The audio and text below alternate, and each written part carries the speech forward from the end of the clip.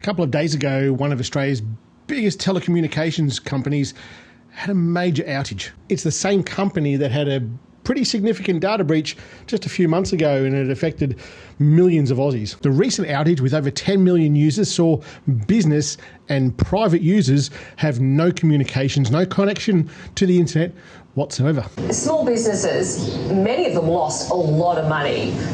Should they be compensated more than the average person who was simply inconvenienced? There would have been thousands of businesses in these past couple of days who couldn't charge customers. One of them was a barber, and the CEO of Optus came out and said, well, you shouldn't be affected by this. You could still cut hair. How friggin' out of touch are you?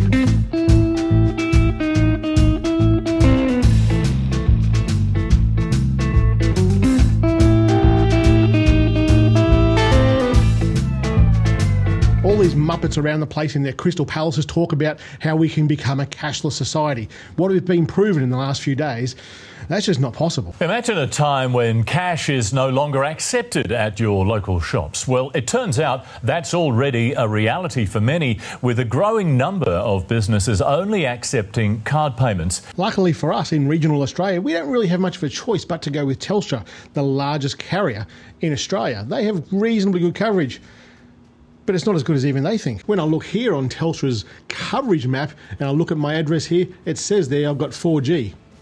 Lies. We don't get 4G here if you're going to town. Look at that right there, you can see it. I've had to put Starlink in our house here so we can actually take phone calls in the house.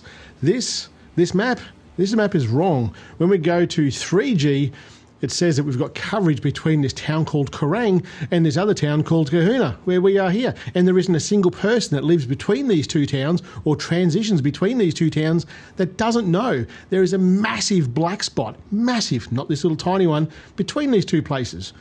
So to say that we're going to become a cashless society and rely on cards and EFTPOS and tap and go pay, you're living in a freaking pipe dream. It's well established that cash payments are higher in the country than what they are in the city. But if you can't provide good internet access that's wireless and out there to take these payments, of course we're going to use bloody cash. And I tell you what, the banks don't make it any easier either. In our hometown here, when we first moved here, we had the Commonwealth Bank, Westpac Bank, ANZ Bank and Bendigo Bank. Bendigo Bank, the community bank.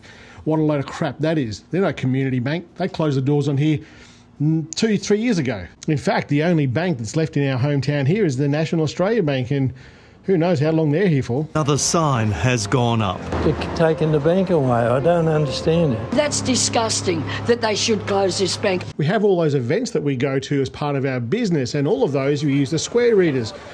And when the connections are down, when Optus has an outage, when Telstra has an outage, or when there's just too many people on the grid that there's not enough connection out there, you can't take payments. And the only option left is cash. Now, I'm no conspiracy theorist about the government wants to keep check on us with our internet banking.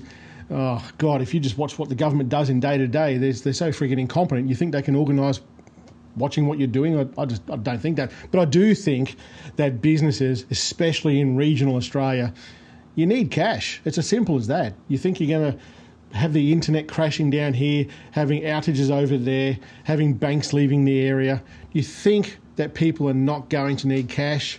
You got another thing coming. If Optus's outages have taught us anything, it is that you need cash. In fact, Sarah's even been to an event, I think it was in Adelaide, it might have been Melbourne, where it was during the COVID pandemic, where you weren't allowed to take cash and you weren't allowed to give cash. So they had to rely on their cashless system. In her case, it was the Square Reader, and most small businesses around Australia use the Square Reader system. Square Reader is just fantastic. It's an awesome way to transact with your customers using cashless payment. But that system went down at this event. And at this event, there were hundreds of small businesses there to sell their goods, and Square went down. That outage cost those businesses tens of thousands of dollars in that one day. So don't tell me for a second that we can afford to go cashless in Australia. We just can't. Generally speaking, across the hierarchy of governments and so forth that organise and maintain things like NBN, It is pathetic in this country as far as internet connection goes. That's why so many people take on things like Starlink, because what the government has provided us is absolutely subpar. So you can't sit there and go, we're going to become cashless. I don't care how many people in the cities are doing transactions with tap and go. Good on you. Hats off to you. But here in the country, it just doesn't bloody work. It's as simple as that. You can't be cashless. Period.